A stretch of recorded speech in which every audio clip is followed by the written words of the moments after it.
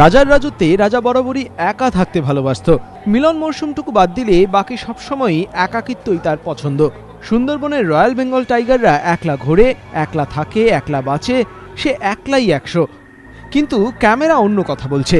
শরতের বিকেলে তেষ্টা, চারদিক শুনশান, মাঝে মাঝে অজানা পাখির ডাক।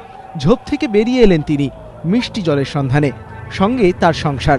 বাচ্চাটা বারবার আদর খেতে চাইছে। ঢলে পড়ছে মা বাবার গায়ে। কর্তার সজাগ দৃষ্টি চারিদিকে। চারিদিকটা আরো অন্ধকার হচ্ছে, স্বামী স্ত্রী আরো পাশাপাশি।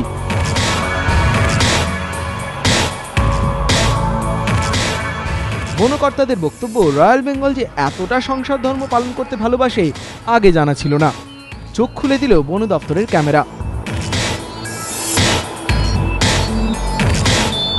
এই প্রথম আমরা আলাদাভাবে একটা যেরকম অপারেশন করছি, ম্যাচ করছি with a base line data, সেখানে আমরা যে ফিগারটা পেলাম, দিস ইজ ইউনিক। মানে টাইগার কাব এত মানে with the family, so call family tiger and tigress, we haven't got it earlier. 5ই সেপ্টেম্বর বসিরহাট রেঞ্জের ঝিঙেখালির জঙ্গলে টহল দেওয়ার সময় এক বনকর্মীর ক্যামেরায় ধরা পড়ে এই মুহূর্ত। এতদিন যাবতীয় গবেষণায় দেখা গিয়েছিল একাই থাকতে ভালোবাসে রয়্যাল বেঙ্গল টাইগার। সেই সব ধারণাকে ধুয়ে মুছে সাফ করে দিল এই ছবি। তাদের এই আবিষ্কার সম্পর্কে ন্যাশনাল টাইগার কনজারভেশন অথরিটিকে জানিয়েছে রাজ্য সরকার। ইতিমধ্যেই সুন্দরবনের আনাচে কানাচে বসানো হয়েছে ক্যামেরা। ধরা পড়েছে 103টি বাঘের অস্তিত্ব। এরা কি অতিরিক্ত?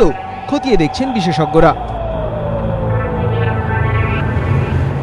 এখন বললাম আমরা স্টাডি করছি, and we will also take the help of technical experts in this matter before drawing to any kind of conclusion. বাবা মা আর ছোট্ট শিশু, 3 জনের সুখী পরিবার, বলা ভালো রয়্যাল বেঙ্গল পরিবার। কিন্তু পুরনো সব মিথ ভেঙে কিভাবে সম্ভব হলো এটা? শুরু হয়েছে গবেষণা। সমিত সেনগুপ্ত, এবিপি আনন্দ।